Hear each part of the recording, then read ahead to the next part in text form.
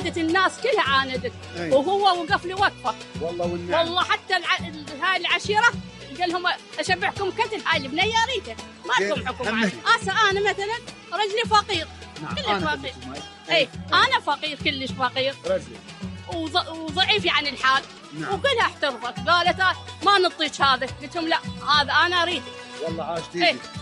وصممت عليه وخذيته والحمد لله. والله العظيم هي هاي النسوان المعتبره والمعدله.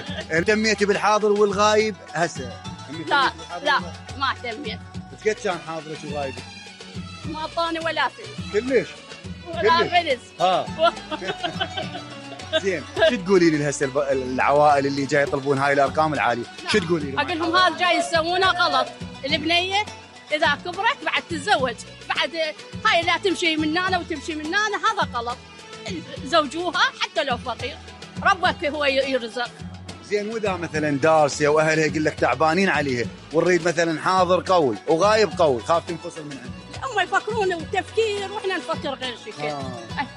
هسه انا رجلي حباب وخوش ولد يقول لي وين ما طلعي والله الحمد لله والشكر. حتى العمر قال لي روحي. الحمد لله والشكر. خليك على راحتك. براحتي.